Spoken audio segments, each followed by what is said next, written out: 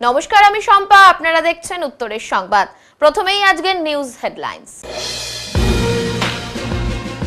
গোপন সূত্রে খবর পেয়ে অভিযান চালিয়ে আনুমানিক 40 লক্ষ টাকা মূল্যের বার্মাটিক উদ্ধার করল লাটাগুড়ি বন বিভাগের রেঞ্জার সঞ্জয় দত্ত। লোকসভা নির্বাচনের আগে বিভিন্ন অভিযোগ নিয়ে পঞ্চায়েত দপ্তর ঘেরাও করে বিক্ষোভ দেখালেন করলা ভ্যালি চা বাগানের বাসিন্দারা।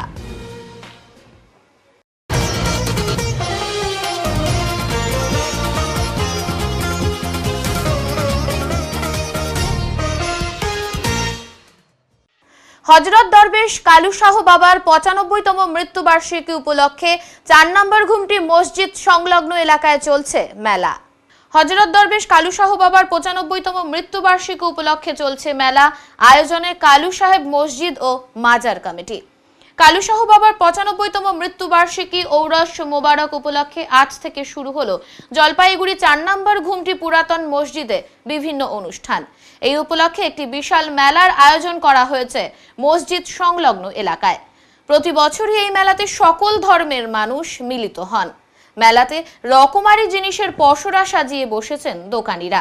দূর দূরান্ত থেকে বহু মানুষ এই মেলাতে অংশগ্রহণ করেন।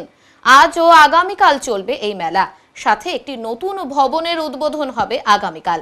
মেলাকে কেন্দ্র করে 4 নম্বর ঘুমটি পুরাতন মসজিদে নামাজ থেকে শুরু করে মুসলিম সম্প্রদায়ের মানুষেরা একত্রিত হয়ে সকলের জন্য দোয়া প্রার্থনা করেন। কালু শাহ বাবার মাজার উন্নয়ন কমিটির পক্ষ থেকে আমি বলছি যে প্রত্যেক বছরের ন্যায় এবারও কিন্তু আমাদের কালু শাহ বাবার উরুস মোবারক হচ্ছে 95তম দিবস। এই উপলক্ষে এখানে জাতি ধর্ম নির্বিশেষে সব মানুষ এখানে আসেন এবং এখানে দোয়া প্রার্থনা করেন। এবারও আশা করছি সব ধর্মের মানুষ এখানে আসবেন এবং তার দোয়া প্রার্থনা করবেন। কদিন চলবে আপনাদের এই প্রোগ্রাম? চলবে আমাদের 19/3/2024 এবং 20/3/2024 এই বিভিন্ন প্রোগ্রাম চলবে। তাতে এখানে নিয়ন্ত্রণ করবেন আমাদের জলপাইগুড়ি কোতোয়ালি থানার পুলিশ। তারা এখানে প্রশাসন লেভেল থেকে নিয়ন্ত্রণ করছেন। আমরা মসজিদ কমিটির পক্ষ থেকে আমাদের ভলান্টিয়ার্স আছে, তারা সব জায়গায় দেখাশোনা করছেন এবং সব সাব কমিটিতে আমাদের ভলান্টিয়ার্স আমরা রেখে দিয়েছি যাতে কোনো কিছু এখানে অসুবিধা না হয়। এটা আমরা আশা করি। আপনার নাম? মোহাম্মদ জালাল। এবারে কেন্দ্রীয় সরকারের বিরুদ্ধে একাধিক অভিযোগ এনে তৃণমূল কংগ্রেস প্রার্থীর সমর্থনে প্রচারে নামলো 15 নম্বর ওয়ার্ড তৃণমূল কংগ্রেস কমিটি। এদিন প্রার্থী নির্মল চন্দ্র রায়ের সমর্থনে একটি মিছিল সংগঠিত করা হয়। 15 নম্বর ওয়ার্ডের বিভিন্ন জায়গায় আজ থেকেই দেওয়াল লিখন ও নির্মল চন্দ্র রায়ের সমর্থনে প্রচার অভিযান করেন 15 নম্বর ওয়ার্ড তৃণমূল কংগ্রেস কমিটির সদস্যরা। এ বিষয়ে তপন ব্যানার্জি জানান, প্রাক্তন সাংসদ গত 5 বছরে কোনো উন্নয়ন করতে পারেননি। তাই এবার তৃণমূল কংগ্রেস প্রার্থী নির্মল চন্দ্র রায়ের সমর্থনে প্রচার চালানো হচ্ছে। আশা করছেন তিনি বিজয় লাভ করবেন। প্রচার অভিযানের পর নির্মল চন্দ্র রায়ের সমর্থনে দেওয়াল লিখনেও অংশগ্রহণ করেন সকলে। উপস্থিত ছিলেন 15 নম্বর ওয়ার্ডের তৃণমূল কংগ্রেসের মহিলা কর্মী সমর্থকেরাও। আগে আপনাকে দেখা গিয়েছিল ভোটের সময়, এই 5 বছর পরে আবার আপনি আসছেন ভোটের জন্য। সুতরাং আপনি এই 5 বছর কোথায় গেলেন এবং কী কাজ করেছেন তার হিসাব সেই সংসদের কাছে মানুষ চাচ্ছে। তো স্বাভাবিকভাবেই আমরা মনে করি যে জলপাইগুড়ি লোকসভা কেন্দ্র গত 5 বছর আগে মানুষ হয়তো ধর্মের নামে তখন ভোট করেছিল বিজেপি। তো সাময়িক হয়তো মানুষ ভুল বুঝে তারা তৃণমূলের বিপক্ষে ভোট দিয়েছিল, কিন্তু এবার তারা তৃণমূল প্রার্থী থেকে নির্বাচিত করবে বলে আমরা বিশ্বাস। সাংসদ বলছে সবচেয়ে বেশি কাজ করেছেন, যত সাংসদ রয়েছে তার মধ্যে উনি সবচেয়ে বেশি কাজ করেছেন। এটা তো একটা হাস্যস্কর ওনার বক্তব্য। এ কারণেই উনি বলছে 17 কোটি টাকা তিনি খরচ করেছেন। সেটাকেও বলতে হবে তো যে এই জায়গায় এই উন্নয়নে তিনি খরচ করেছেন। সেটা একবারও কি নির্দিষ্ট করে বলতে পেরেছেন যে স্বাস্থ্যক্ষেত্রে খরচ করেছেন, না শিক্ষাক্ষেত্রে উন্নয়নে খরচ করছেন, না পরিকাঠামো উন্নয়নে খরচ করছেন, কোন খাতে এবং কোথায় তিনি খরচ করেছেন? ঠিক আছে, সেটা কিন্তু সদুত্তর আমরা পাইনি। উনি বলছে রেলের উন্নয়ন আছে। আচ্ছা, রেল তো একটা আলাদা সংস্থা, আর রেলের কী উন্নয়ন তিনি করেছেন? রেল এখানে আমাদের এক্সিস্টিং যে ফেসিলিটি ছিল তিস্তা তোর্ষা এক্সপ্রেস, সেটাও উঠে চলে গেছে জলপাইগুড়ি থেকে। সেটা চালু করার জন্য তার কোনো ভূমিকা আমরা দেখতে পাইনি। তো রেলের টিকিটের দাম বেড়েছে, রেলে বয়স্ক নাগরিকদের কোথায় ছিল সেটা তুলে দিয়েছে। হ্যাঁ, তো রেলের মান, রেলে খাওয়া দাওয়ার মান অত্যন্ত খারাপ হয়েছে। হ্যাঁ, অথচ রেলের ভাড়া ক্রমাগত বৃদ্ধি করেছে। তো এইসব বলে মানুষকে ভুল বোঝানো যাবে না। হ্যাঁ, কারণ মানুষ দেখেছে যে পশ্চিমবঙ্গের এটা দেখেছে যে যেসব প্রতিশ্রুতি নিয়ে বিজেপি এসেছিল গত 5 বছর আগে বা 10 বছর ধরে তাদের সরকার ছিল কেন্দ্রে, সেই প্রতিশ্রুতি তারা এক অংশ পূর্ণ করতে পারেনি। তাই মানুষ তাদের বিপক্ষে এবং তাদের বিপক্ষে এবার মত দেবে। এবারে বামপন্থী প্রার্থীর সমর্থনে দেওয়াল লিখনের কাজে হাত লাগালো বামপন্থী মহিলা সদস্যরাও। দেওয়াল লিখনে মহিলারাও। এবারে বামপন্থী প্রার্থীর সমর্থনে দেওয়াল লিখনে নামলো বামপন্থী মহিলা সদস্যরা। বামপন্থী মহিলা সহ বামপন্থী যুব সংগঠনের মহিলারাও প্রচারে নেমেছেন। সকাল থেকে সন্ধ্যা পর্যন্ত চলছে তাদের দেওয়াল লিখনের কাজ। যদিও এই ধরনের দৃশ্য খুবই কম চোখে পড়ে, মহিলারাও প্রচারের সাথে সাথে দেওয়াল লিখনও নিজের হাতেই লিখছেন। জলপাইগুড়ি পুরো এলাকার বিভিন্ন জায়গায় বামপন্থী মহিলারা একজোট হয়ে তাদের প্রার্থীর সমর্থনে প্রচারে নেমেছেন। তারা আশাবাদী এবছর তাদের যুব প্রার্থী বিজয় লাভ করবেন। আমাদের আজকে থেকে না, প্রচার অ্যাকচুয়ালি আগে থেকেই শুরু হয়ে গেছিল, প্রার্থীর নাম ডিক্লেয়ার হওয়ার পর থেকে। এখানে এই যে মহিলারা, আমাদের যুব কমরেডরা, সাথে যারা একটু বয়স্ক কমরেড আছে, সবাই মিলে আমরা প্রচার করছি, দেওয়াল লিখছি, দেওয়াল লিখবো, লড়াই করব সম্পূর্ণ শক্তি দিয়ে। কি মনে হচ্ছে যে মহিলারা এবার কি আপনাদের আপনাদের যে যুব প্রার্থী দাঁড়িয়েছে যে দেবরাজ, তার সমর্থনে? দেখুন, প্রার্থী যে আছে দেবরাজ বর্মন, তার মতো এলিজিবল ক্যান্ডিডেট এই মুহূর্তে জলপাইগুড়িতে আর নেই। সেটা দলমত নির্বিশেষে সবাই সেটাকে স্বীকার করছে।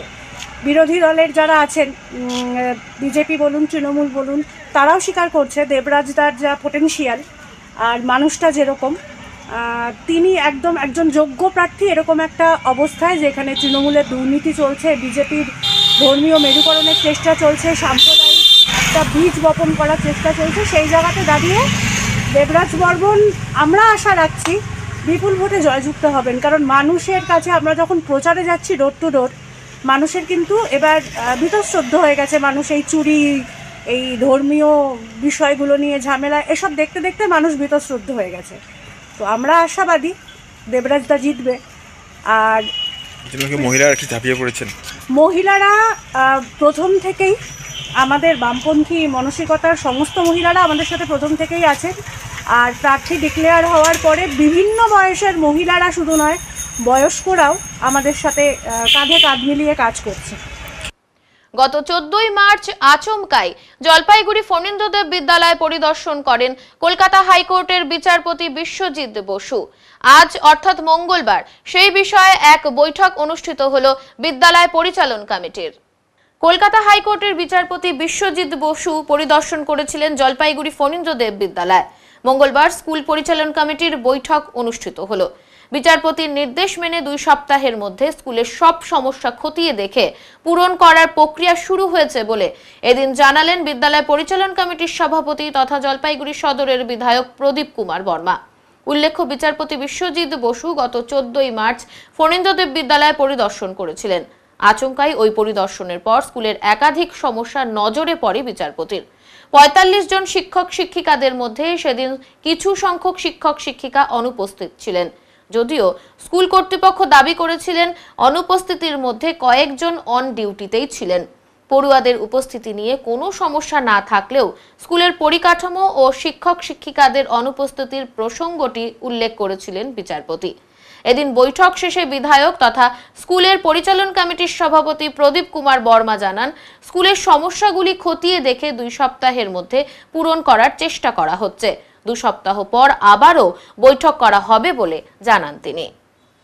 এমনি স্কুল ভালো মতোই চলছে, কিন্তু আমাদের মাননীয় বিচারপতি যে সমস্ত খামতির কথা তুলে ধরেছেন সেই ব্যাপারগুলো নিয়ে আমরা আজকে আবার এখানে আলোচনা করি। যেটুকু ডেফিসিয়েন্সি আছে সেগুলো যাতে যত তাড়াতাড়ি করে ব্যাপারগুলো আমরা ঠিকঠাক করে ফেলতে পারি, সেদিকেই আমরা সবাই প্রখর দৃষ্টিতে সজাগ থেকে ব্যাপারগুলোকে আমরা ঠিকঠাক করে নেব, সেটা নিয়েই আজকের মিটিং হলো, আমাদের পরিচালন কমিটির মিটিং। সঙ্গে আমি আজকে এখানকার যারা শিক্ষক শিক্ষিকারা রয়েছেন তাদের সঙ্গে কথাবার্তা বললাম এবং আরও ভালোভাবে কীভাবে বিদ্যালয়ের কাজকর্ম চালানো যায়, পঠন পাঠন চালানো যায়, স্কুলের প্রেমাইসেস কী করে ভালো করে রক্ষণাবেক্ষণ হয় তার ব্যাপারে আমরা ক্লাস ঘরের লাইট নিয়ে বলছিল যে অনেক ঘরে মানে সেই ব্যাপারগুলো আমরা কথাবার্তা বললাম এবং এগুলো যত তাড়াতাড়ি পারা যায় এগুলো সমস্ত ঠিকঠাক হয়ে যাবে। এবং এই যে আজকের আমাদের এই ভিজিট, এটা এককালীন নয়, এটা পর্যায়ক্রমে আমাদের এই প্রচেষ্টা জারিই থাকবে। আমরা আবার 2 সপ্তাহ বাদে বসবো, আবার এগুলো দেখব যে কী কী কাজ করা হলো এর মধ্যে। স্যার আপনাকে তো ডেকেছিল বিচারপতি, মানে কি বলেছে, কি বিষয়, যদি কি নির্দেশ দিয়েছেন? আর কিছুই নয়, যে নজরদারি স্কুলের একটু বাড়াতে হবে আর কি। স্কুল ভালো মতোই চলছে, কিন্তু নজরদারি আর একটু বাড়াতে হবে। গোপন সূত্রে খবর পেয়ে অভিযান চালিয়ে 40 লক্ষ টাকা মূল্যের সেগুন কাঠ উদ্ধার করল লাটাগুড়ি বন বিভাগের রেঞ্জার সঞ্জয় দত্ত। গোপন সূত্রে খবর পেয়ে অভিযান চালিয়ে 40 লক্ষ টাকার সেগুন কাঠ উদ্ধার। গোপন সূত্রে খবর পেয়ে 2টি ট্রাকের থেকে বিপুল পরিমাণ বার্মা সেগুন কাঠ বাজেয়াপ্ত করল বন দপ্তরের লাটাগুড়ি রেঞ্জের বনকর্মীরা। বন দপ্তর সূত্রে জানা গিয়েছে ওই বার্মা টিকের বাজার মূল্য আনুমানিক 40 লক্ষ টাকা। 10 টাকার 2টি ট্রাকে বার্মা টিক পাচার হচ্ছে বলে খবর আসে বন দপ্তরে।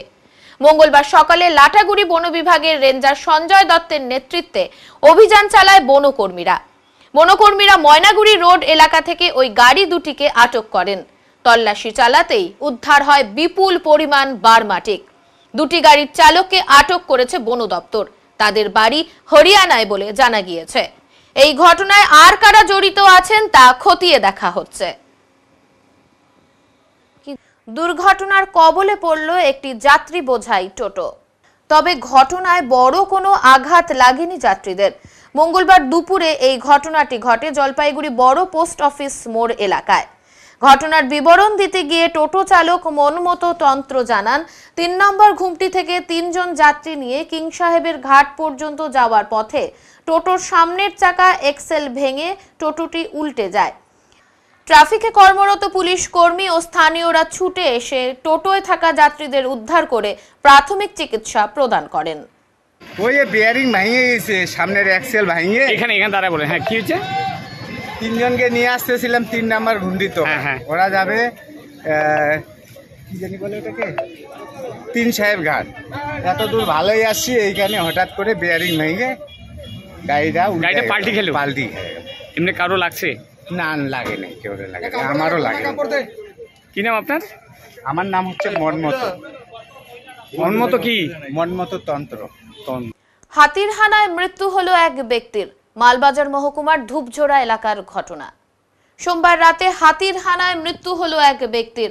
মৃতের নাম শিবদয়াল ওরাও, বয়স 50 বছর। তার বাড়ি দক্ষিণ ধূপঝোড়া এলাকায়। স্থানীয় সূত্রে জানা গিয়েছে গতকাল রাতে ওই ব্যক্তি শৌচকর্ম করতে বের হন। ওই সময় গরুমারা জঙ্গল থেকে একটি হাতি বের হয়ে চলে আসে ওই এলাকায়। অন্ধকার থাকায় শিবদয়াল বাবু হাতিটিকে দেখতে পাননি। তিনি হাতির সামনে পড়ে যান। এরপর হাতির আক্রমণে মৃত্যু হয় ওই ব্যক্তির। খবর পেয়ে আশেপাশের লোকজন ছুটে যায় ঘটনাস্থলে। লোকজনের চিৎকার চেঁচামেচিতে হাতিটি জঙ্গলে ফিরে যায়। খবর পেয়ে এলাকায় পৌঁছান খুনিয়া স্কোয়াডের বনকর্মী এবং মেটেলি থানার পুলিশ কর্মীরা। পুলিশ দেহ উদ্ধার করে নিয়ে যায়। মঙ্গলবার দেহ ময়নাতদন্তের জন্য পাঠানো হয়। ঘটনার জেরে আতঙ্কিত স্থানীয় বাসিন্দারা। তৃণমূল কংগ্রেস প্রার্থীর সমর্থনে ভোট প্রচারে নামলেন আদিবাসী উন্নয়ন মন্ত্রী বুলুচিক বড়াইক।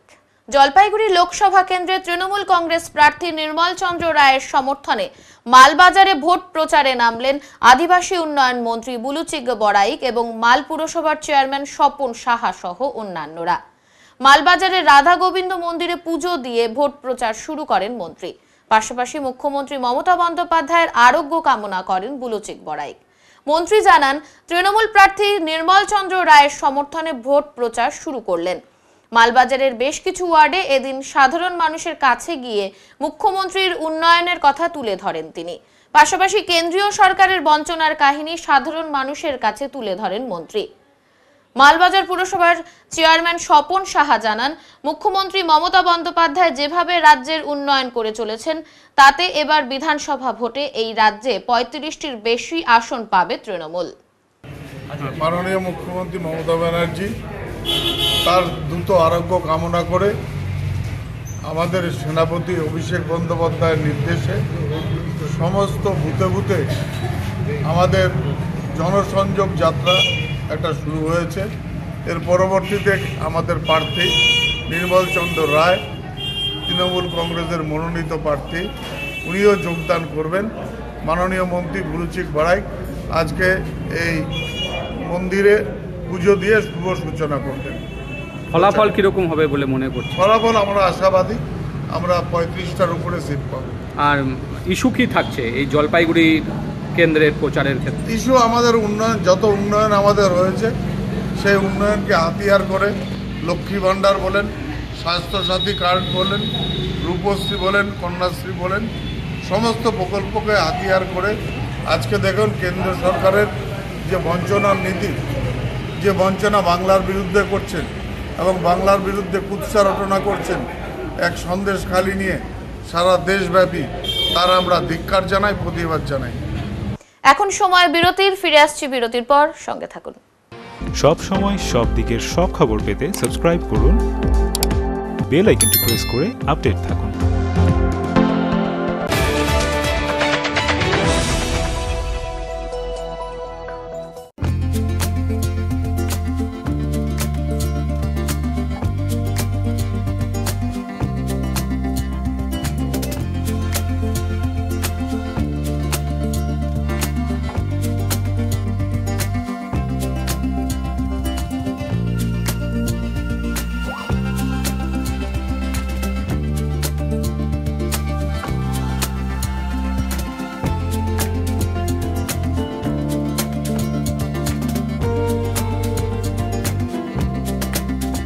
আপনার শহরে প্রসিদ্ধ লৌহ বিপণী কেএস আয়রন হাউসের তরফে সকলকে জানাই প্রীতি ও শুভেচ্ছা। এখানে আপনি পাবেন নামি দামি ব্র্যান্ডের সকল প্রকার লৌহ সামগ্রীর বিপুল সম্ভার। এখানে পাবেন square pipe, round pipe, angles, square bar, পাতি, শীট, টিনের বিভিন্ন আইটেম। এছাড়াও রয়েছে all type of grill and আলমারি ফ্যাক্টরি আইটেম। প্রতিষ্ঠিত মার্বেল ব্যবসায়ী দীপেন্দ্র চক্রবর্তী ও তার সহধর্মিনী মৌসুমী চক্রবর্তীর কেএস আয়রন হাউসে প্রতিটি জিনিসই পাবেন রিজনেবল প্রাইসে। তাই এবার আর বাইরে ছুটতে হবে না আপনাদের। লোহা ও লৌহজাত সামগ্রী সুলভ মূল্যে কিনতে তাই আজই আসুন। আমাদের ঠিকানা কেএস আয়রন হাউস, 4 নম্বর ঘুমটি, জলপাইগুড়ি।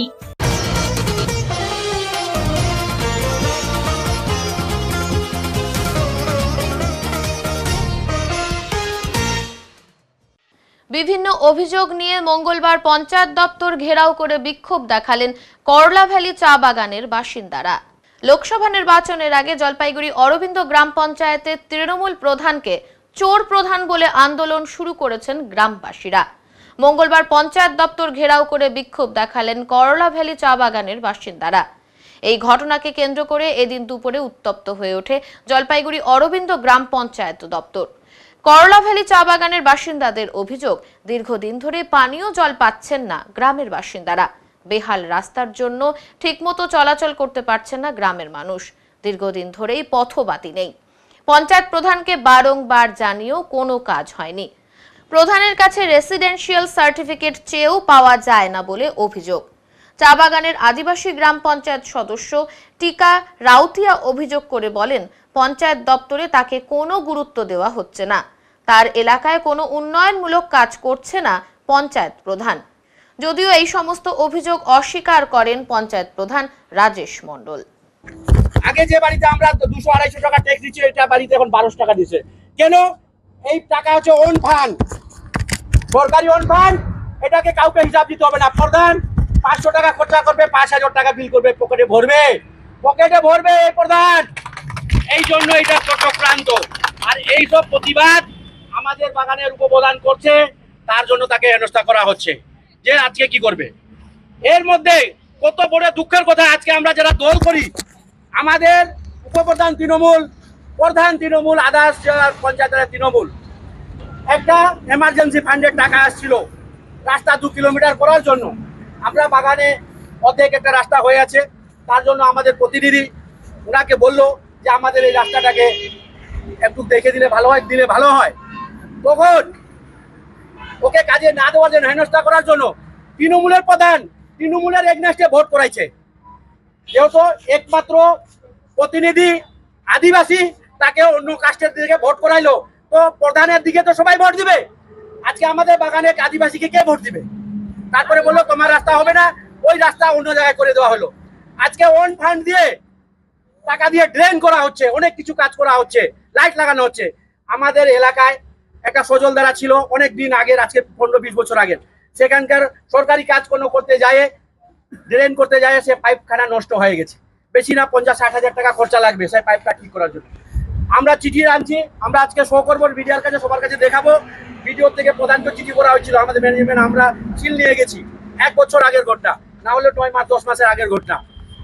আমরা তখন বলেছিলাম যে প্রধান স্যার, আমিও নিজে বলেছিলাম, প্রধান উপপ্রধান যে এখন আছে প্রধানকে বলেছিল যে এই পাইপটা যদি করে দেওয়া হয় 200-250 বাড়ি জল পাচ্ছে না, কিছু লোক জল পাচ্ছে, ওই লাইনটাকে যদি ঠিক করে দেয়। তখন উনি বললো আমি করবো না। কি অসুবিধা? পানীয় জলের জন্য আসছি, রাস্তাঘাটের জন্য আমাদের খুব অসুবিধা। 1 বছর ধরে আমরা জল পাচ্ছি না ভালো করে, রাস্তাঘাট ভালো নাই, কাজে যাইতে পারি না ভালো করে আমরা। ওই জন্য আমরা রেসিডেন্ট কাগজ চাইলে দেয় না প্রধান, আমাদেরকে আদিবাসী বলে অনেক ঘৃণা করে। আমাদের উপপ্রধানও আদিবাসী, তাহলে আমাদের আদিবাসী এতে ঘৃণা করে, তাহলে আদিবাসীর ভোট নিয়ে কেন প্রধান হয়েছে? ও আমাদেরকে তো ঘৃণা করবে। তো ওই জন্য আমরা পানীয় জল, রাস্তাঘাট এইসব করে দো, ওই জন্য আমরা। আপনার नाम? पूनम कांसारी। हाँ पूनम कांसारी। इनका जो प्रधान आहे बहुत दिन से मोके अपमान करा दे। मैं सब जे प्रकल्प मैंने कहो ना, जे जिनिस ने भी कहो ना, तोनिकार लगिन पानी, तोनिकार लगिन रास्ता, तोनिकार लगिन लाइट्स, तोनिकार लगिन और जा भी जिनिस है सब जिनिस ले कहल जाते, लेकिन मोर बार बार कहल पीछे भी प्रधान मोके सब जगह में बाधा दे। मैं जेखा भी कोनो बात कहो ना, वो मोके अपमान करके उस जगह से मतलब कि साइड कटे गई। शुद्ध मात्र मैं आदिवासी है को से चलते, बाकी अन्य जगह जे सब भी जगह है हमीरगढ़ बुथ में सब जगह में किंतु उन्नयनमूलक काज होते। शुद्ध हमीरगढ़ जे आदिवासी जगह है, हमीरगढ़ जे आदिवासी जगह है, हमीरगढ़ जे आदिवासी बागान है, ते जगह में सिर्फ हमीरगढ़ वंचित करल जाते। ते एकमात्र कारण ही होला, कारण के मैं आदिवासी हूँ। आदिवासी होए का कारण से मोके सब जगह में अपमान करल जाते। मोके जे सब जिनिस मैंने भी होते उन्नयनमूलक जे कमिटी गठन करे जाए सहा मोके रखल नहीं चाहिए। मोके होला कोनो भी जेखन मीटिंग नहीं होवेला, जेठू होला ऑफिस में हुई सेकंड में मोके बोलाल नहीं जाएला। तो मैं से चलते आई तोनिकर मैं तोनी मोके बना है जगह में आई ना तोनिकर काम करे लगिन। लेकिन मैं इतना बार दाबी करो पीछे भी आदमी मैंने मोके जे आहे प्रधान हमीरगढ़ सेठू शुद्ध मात्र मैं आदिवासी होगा कि मोके अटका दे। तो आई मैं से चलते तोनी के सब कोई के लेके आई हो कि तोनी विचार कराए कि मैं इतना कुछ कारोल पीछे भी तोहनी कर लगून, तोहनी मोके वोट दे के जिताला, तोहनी कर लेकिन मैं काम करे जाई के मोके वहां अटकाल जाते। এখন तोहनी का करबा, तोहनी का करे चाहता तोहनी कर উপরে। ঠিক আমার আসার পর কটা টেন্ডার হয়েছে, কোন কাজ টেন্ডার করে হয়েছে না করে হয়েছে, আরটিআই করেও পাবলিক জানতে পারে। যে কোনো ভারতীয় আইন অনুসারে যে কোনো ভারতীয় নাগরিক অরবিন্দ গ্রাম পঞ্চায়েতের টাকা খরচ কিভাবে হয়েছে, কেন হয়েছে, কে মঞ্জুরি দিয়েছে, এটা আরটিআই করলে পরিষ্কার জানতে পারবে। এটা মিডিয়ার সামনে বললে অন্য কিছু হয়ে যাবে না, কারণ সবাই শিক্ষিত, সবাই মানে সচেতন। এখন এগুলো বলে এগুলো চলে না। আর যদি বলেন যে ওনার প্রতি আমার খারাপ ব্যবহার বা এটা আছে, তাহলে তো গত প্রধান ম্যাডাম তো এসটি থেকেই ছিল। উনি বলবে যে উনি কেন, আমি যখন এসছি এগুলো অ্যালিগেশন দিচ্ছিল, যদি আপনাদের ভিডিও ফুটেজ লাগে আমি সেটাও যাবো। আমি উপপ্রধান আমার বিগত 5 বছরের কলিগ ছিলেন মহেশদাকে আমি বললাম, মহেশদা বুকে হাত রেখে বলো আমি তোমার ভাই রাজেশ মন্ডল কোনো মহিলার সঙ্গে কোনোদিন খারাপ আচরণ করার মতন ছেলে, তুমি খালি এটুক বলে দাও, আমি সব মেনে নিচ্ছি। উনি উত্তর দেয়নি, খামোশ চুপ হয়ে গেছে। এখানে ছিল মেম্বার আছে। এই সব ঘটনার দলেগুলো সমস্যা, এটার একটা যোগসূত্র তো অবশ্যই থাকতে হবে। কিরকম কি এখন ভোটের আগে কি যোগসূত্র হতে পারে, কিসের জন্য, কেন ফেসবুকে পোস্ট হচ্ছে, ট্যাগ করে পোস্ট হচ্ছে, কাকে নিয়ে পোস্ট করছে, এটা তো রীতিমতন দল বিরোধী কথাবার্তা। হ্যাঁ, তাহলে কি এরা কি দল ছাড়বে? যতক্ষণ না ছাড়ছে ততক্ষণ আমি কি করে বলি, আর সেটা দল জানে যে কি পজিশনে আছে, কি কথা হচ্ছে বা কোথায় হচ্ছে। কিন্তু এটুক বলতে পারি ব্যাপারটা নর্মাল না। আপনি কি ঊর্ধ্বতন কর্তৃপক্ষ বা দলকে জানিয়েছেন? হ্যাঁ, দলকে আমি জানিয়েছি এবং আজকে টোটাল ডিটেলসও এবং দল জানে। দেখুন, একটা কথা বলি, আজকে ডেপুটেশনের ডেট ছিল না, আজকে প্রশাসন ডেপুটেশনের পারমিশন পর্যন্ত দেয়নি, কিন্তু আমি টিল নাও আপনি দেখছেন আমি প্রেজেন্ট, এবং আমি আজকে প্রতিদিন 11:30টায় ঢুকি, আজকে আমি 10:30টায় ঢুকেছি, কারণ আমি ফেস করতে চাই কি প্রশ্ন আমি জানতে চাই। কংগ্রেসের ছাত্র যুব সংগঠনের পক্ষ থেকে এক সাংবাদিক সম্মেলনের আয়োজন করা হয় মঙ্গলবার। জলপাইগুড়ি থানা রোডের কংগ্রেস কার্যালয় থেকে আজ দুপুর নাগাদ কংগ্রেসের ছাত্র যুব সংগঠনের পক্ষ থেকে এক সাংবাদিক সম্মেলন করা হয়। সেখানে মূলত 2016 সালের পর থেকে কোনো ভোট হয়নি বিভিন্ন কলেজগুলিতে। তারই বিরুদ্ধে রাজ্য সরকারকে তীব্র ভাষায় আক্রমণ করেন কংগ্রেসের রাজ্য সম্পাদক অরিজিৎ নিয়োগী সহ অন্যান্য সদস্যরা। তাদের বক্তব্য, রাজ্য সরকারের ছাত্র সংগঠন কলেজগুলিকে পরিচালনা করছে ভোট ছাড়াই। পাশাপাশি কেন্দ্রের প্রতিশ্রুতি অনুযায়ী 1 লক্ষ বেকার যুবক যুবতীর কর্মসংস্থানের কথা বলা হয়েছিল। এতদিন কেটে গেলেও সেই দিকে নজর নেই কেন্দ্রীয় সরকারের। এছাড়াও রাজ্য সরকারেরও নজর নেই। এমনভাবেই কড়া ভাষায় রাজ্য ও কেন্দ্রীয় সরকারের বিরুদ্ধে ক্ষোভ উগরে দেন তারা। মূলত এভাবে ছাত্র রাজনীতিতে কলেজগুলো থেকে ছাত্রছাত্রীদের ভোট দেওয়ার অধিকার কেড়ে নেওয়ার বিরুদ্ধে আগামীতে বড় আন্দোলনে নামার কথাও জানান তারা। সাংবাদিক সম্মেলন এই কারণে, বিগত বছরগুলিতে রাজ্যের যতগুলো কলেজ আছে, একটা কলেজেও ঠিকঠাক মতো ইলেকশন হচ্ছে না, কোনো না ইলেকশন হচ্ছে না বডি তৈরি হচ্ছে। তাহলে এখন যারা আছে বর্তমানে তারা কে? তারা তো কোনো মানে নির্বাচিত সদস্যই না। তাহলে তারা কি করে ইউনিয়ন চালাচ্ছে বা কি করছে, সেটাই আমাদের মূল বিষয়। আর দ্বিতীয়ত, আমাদের যেরকম রাজ্য সরকার আমাদের উপরে, ছাত্রদের উপরে যেরকম বিভিন্ন রকম কলেজের আপনার ইলেকশন বলতে পারেন, আপনি চাকরি বলতে পারেন, যেভাবে চলছে, তার উপরে আবার সেন্ট্রাল গভর্নমেন্টেরও সেম। ওনারা গ্যারান্টি দিয়েছিল যে আমাদেরকে 1 কোটি চাকরি প্রতি বছর দিবে। 1 কোটি কেন, ওনারা বিগত বছরগুলিতে কত চাকরি দিয়েছে তার কোনো মানে ইশতেহারই প্রকাশ করতে পারেনি। ওনারা আরেকবার ইলেকশনে চলে আসছে, কিন্তু ওনারা কি করবে কি না করবে এখনো অবধি ওনারা ঠিকঠাক না প্রতিশ্রুতি দিতে পারে না প্রতিশ্রুতি রাখতে পারে। তাই আপনাদের মূল উদ্দেশ্যটা কি? আমাদের মূল উদ্দেশ্য, আমরা ছাত্র যৌবনকে একসাথে চাই, সবাই একসাথে একত্রিত হয়ে আমাদের যে সমস্যাগুলো আছে সেগুলো সমাধান করতে চাই। সবাইকে বলবো যে এবার সামনে ইলেকশন আছে, তো ইলেকশনটায় ঠিকঠাক মতো যাতে প্রতিনিধি নির্বাচিত হয় এবং আমাদের নেক্সট জেনারেশন যাতে আমাদের ঠিকঠাক মতো কাজ করতে পারে, পড়াশোনার সুযোগ সুবিধা পায়, সেটাই আমাদের মূল উদ্দেশ্য। আমাদের মূল উদ্দেশ্যটা হলো যে বিগত 2016 পর থেকে কোনো কলেজে ইলেকশন হয়নি এখন পর্যন্ত। পুরোপুরি ইলেকশন বন্ধ করে রেখেছে, ঠিক আছে। এবার পুরোপুরি যদি ইলেকশন বন্ধ করে রাখে, তাহলে কলেজগুলোতে যে ইউনিটের দাবি করা হচ্ছে, ছাত্র ইউনিটের, সেই ছাত্র ইউনিটগুলো কী? সেগুলো তো মানে ইলেক্টেড ছাত্র ইউনিট নয়, তাই তো। তারপরে এই ছাত্র ইউনিটের নামে বিভিন্ন কলেজে ভর্তির নামে টাকা নেওয়া হচ্ছে, ঠিক আছে, সোশ্যালের নামে টাকা নেওয়া হচ্ছে, ইউনিটের নামে টাকা নেওয়া হচ্ছে। এগুলো কেন? ঠিক আছে। তারপরে বিগত কয়েক মাসে বা কয়েক বছরে আমরা যেটা দেখতে পাচ্ছি, বিভিন্ন কলেজে র্যাগিংয়ের ইয়েটা বেশি, অনেকটা বেড়ে গেছে, প্রবণতা বেড়েছে। হ্যাঁ, প্রবণতা প্রচণ্ড বেড়েছে। এবং এগুলোতে বারবার দেখা যাচ্ছে একটা পলিটিক্যাল দলই বিভিন্নভাবে যুক্ত। রাজ্য সরকারে? হ্যাঁ। কারা? একটা পলিটিক্যাল দলই বিভিন্নভাবে যুক্ত। কারা যুক্ত? রাজ্য সরকারের ছাত্র দল যেটা আছে, ঠিক আছে। তো আমাদের স্ট্যান্ড একটা জায়গায়, তার মানে কি আমরা ধরে নেব পশ্চিমবঙ্গের স্টুডেন্টরা সুরক্ষিত নয়? সেখানে ছাত্র প্রতিনিধি হিসাবে আপনাদের ভূমিকাটা কি থাকছে? আমরা এই র্যাগিং বলতে পারেন, এই ইলেকশন হচ্ছে না, ছাত্রদের যে অধিকার ইলেকশনে, সেই অধিকার কেড়ে নেওয়া হচ্ছে, তার এগেনস্টেই আমরা একটা এই ইলেকশনের পরে একটা বৃহত্তর আন্দোলনে যাওয়ার চিন্তা ভাবনা করছি। আপনার নাম আর পরিচয়টা? আমি ছাত্র পরিষদের রাজ্য সেক্রেটারি অরিজিৎ নিয়োগী। জাতীয় সেবা প্রকল্প বা এনএসএস এর 7 দিন ব্যাপী স্পেশাল ক্যাম্প অনুষ্ঠিত হচ্ছে কচুয়া বোয়ালমারী উচ্চ মাধ্যমিক বিদ্যালয়ে। বৃক্ষরোপণ, মেডিটেশন, স্নেক বাইট সহ নানান সামাজিক কাজকর্ম নিয়ে 7 দিনের এই ক্যাম্পে অংশগ্রহণ করেছে বিদ্যালয়ের একাদশ শ্রেণীর ছাত্রছাত্রীরা।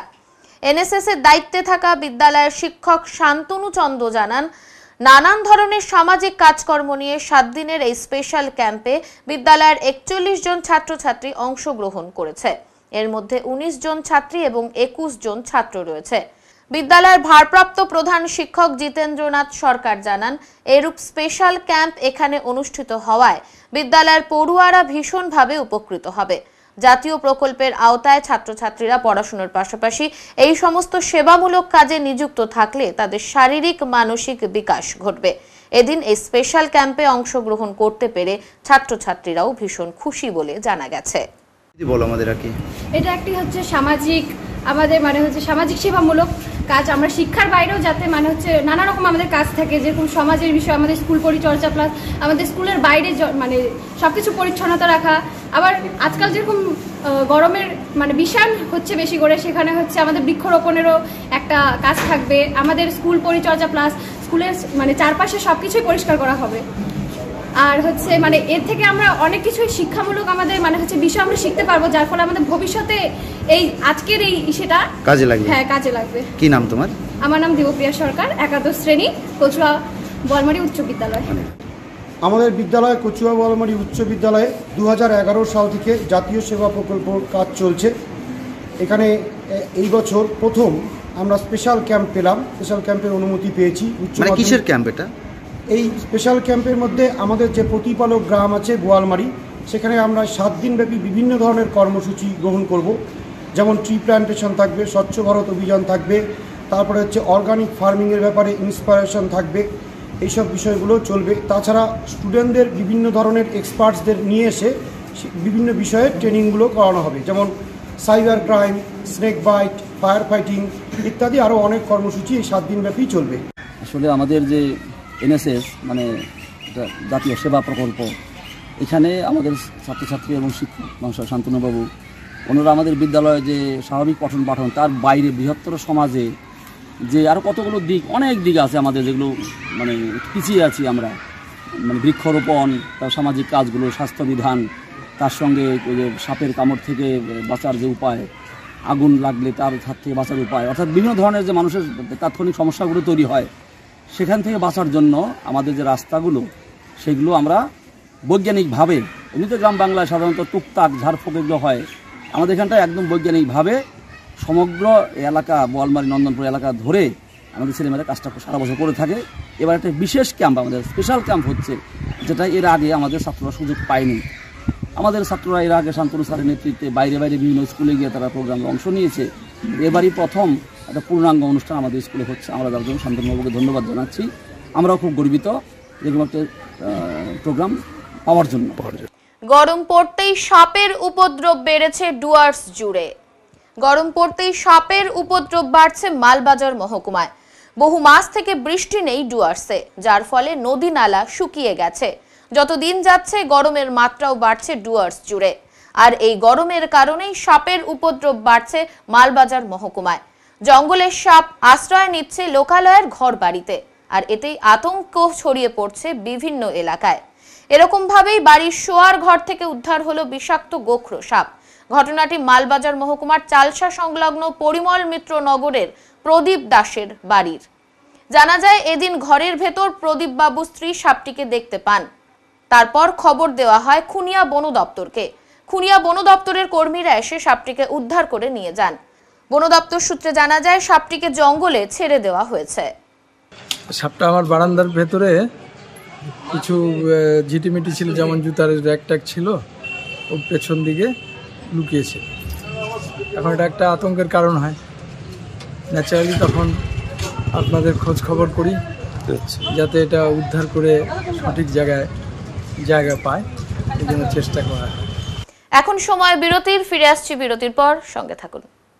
সব সময় সব দিকের সব খবর পেতে সাবস্ক্রাইব করুন, বেল আইকনটি প্রেস করে আপডেট থাকুন।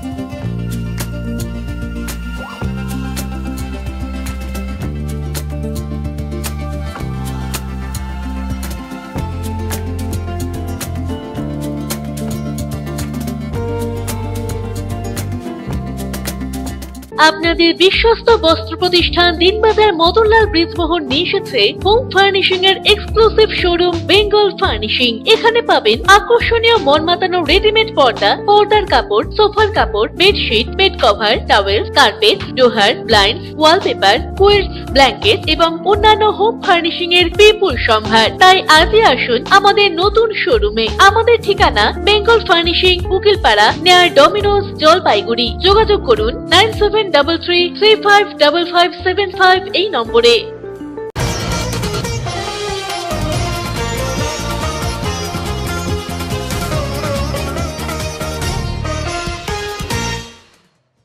সুষ্ঠু, অবাধ ও শান্তিপূর্ণভাবে ভোট করার দাবিতে 12 জুলাই কমিটির পক্ষ থেকে এক স্মারকলিপি প্রদান করা হলো জেলা শাসকের দপ্তরে। অবাধ ও শান্তিপূর্ণভাবে ভোট করার দাবিতে আজ অর্থাৎ মঙ্গলবার জেলা শাসকের দপ্তরে প্রতিনিধিমূলক স্মারকলিপি প্রদান করল 12 জুলাই কমিটির সদস্যরা। আজ তারা অতিরিক্ত জেলা শাসক সাধারণের কাছে স্মারকলিপি প্রদান করেন। মূলত 9 দফা দাবিতে তাদের এই স্মারকলিপি প্রদান। তার মধ্যে রয়েছে ভোট কর্মীদের ভোট দানে নিরাপত্তা সুনিশ্চিত করা, ভোটের আগে প্রহসন বন্ধ করা সহ আরও একাধিক দাবিতে তারা আজকের স্মারকলিপি প্রদান করেন। এদিন জলপাইগুড়ি শহরের 12 জুলাই কমিটির সদস্যরা উপস্থিত হয়েছিলেন। এই বিষয়ে 12 জুলাই কমিটির জেলা যুগ্ম আহ্বায়ক বাণীব্রত সাহা জানান, ভোট কর্মীদের ভোট দানে নিরাপত্তা দেওয়া সহ ভোটের সময় সব ধরনের প্রহসন বন্ধ করা না হলে আগামীতে বৃহত্তর আন্দোলনে নামার কথাও জানান তারা। যারা নির্বাচনে ভোটকর্মী হিসেবে দায়িত্ব প্রতিপালন করে তাদের প্রাণের ঝুঁকি নিয়ে এই কাজ করতে হয়। এই সমস্ত ক্ষেত্রে প্রশাসন যাতে যথাযথ ব্যবস্থা গ্রহণ করে, নিরাপত্তা সুনিশ্চিত করে এবং ভোটকর্মীদের যে ভোটাধিকার প্রয়োগ, তাদের যে ইডিসি, পোস্টাল ব্যালট, এক্ষেত্রে সেখানে শাসক দলের পরিচালিত যে সংগঠন, কর্মচারীদের সংগঠন, তারা নানাভাবে এতে কর্মচারীরা যাতে ভোটাধিকার প্রয়োগ করতে না পারে তার জন্য তারা ভিতর থেকে ব্যবস্থা গ্রহণ করে। স্বাভাবিকভাবে আমরা বলেছি প্রত্যেক ভোটকর্মীর ভোটাধিকার প্রয়োগ সুনিশ্চিত করতে হবে। শুধু ভোটকর্মী নয়, ভোটের কাজে যুক্ত যে ড্রাইভার, খালাসি সহ বিভিন্ন ধরনের কর্মচারী তারা যুক্ত, তাদের প্রত্যেকে গণতান্ত্রিক অধিকার, ভোটাধিকার প্রয়োগ করা সুনিশ্চিত করতে হবে। এছাড়া ভোট গ্রহণ কেন্দ্রে কেন্দ্রীয় বাহিনীকে যথাযথভাবে ব্যবহার করা, আইন শৃঙ্খলা যাতে বজায় রাখে এবং কেন্দ্রীয় নির্বাচন কমিশনের যে নির্দেশিকা, সিভিক ভলেন্টিয়ার সহ কন্ট্রাকচুয়াল কর্মচারীদেরকে নির্বাচনী কাজে ব্যবহার করা যাবে না, সেটা যাতে মান্যতা দেওয়া হয় এবং নির্বাচন কমিশনের এই আদেশ যাতে মান্যতা দেওয়া হয়, সেই বিষয়গুলো দেখার জন্য আমরা বলেছি।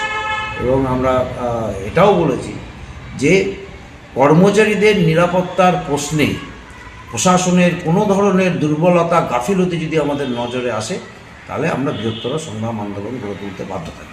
মোট কত দফা দাবিতে গিয়েছিলেন? আমরা গিয়েছিলাম, আমাদের মোট হচ্ছে 9টা দাবি, আমাদের 9টা দাবি নিয়ে আমরা গেছি এবং প্রত্যেকটা দাবি অতিরিক্ত জেলাশাসক সাধারণ তিনি শুনেছেন, ধৈর্য সহকারে শুনেছেন, মত বিনিময় করেছেন, প্রতিশ্রুতি আমাদের দিয়েছেন যে আমাদের দাবিগুলো পূরণে যথাযথ প্রশাসনিক ব্যবস্থা তারা গ্রহণ করবে। আপনার নাম আর পরিচয়? আমার নাম হচ্ছে বাণীব্রত সাহা, আমি জেলা 12 জুলাই কমিটির অন্যতম যুগ্ম আহ্বায়ক। এখন মঙ্গলবারের আবহাওয়ার খবর।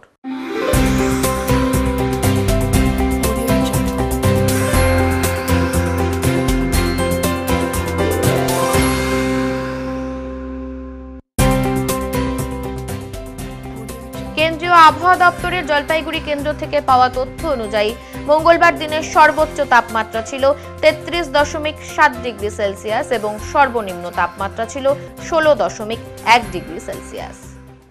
শেষ করবার আগে আজকের বিশেষ সংবাদ আরো একবার। গোপন সূত্রে খবর পেয়ে অভিযান চালিয়ে আনুমানিক 40 লক্ষ টাকা মূল্যের বার্মাটিক উদ্ধার করল লাটাগুড়ি বন বিভাগের রেঞ্জার সঞ্জয় দত্ত। লোকসভা নির্বাচনের আগে বিভিন্ন অভিযোগ নিয়ে পঞ্চায়েত দপ্তর ঘেরাও করে বিক্ষোভ দেখালেন করলা ভ্যালি চা বাগানের বাসিন্দারা। সংবাদ এখনকার মতো এই পর্যন্তই। নমস্কার।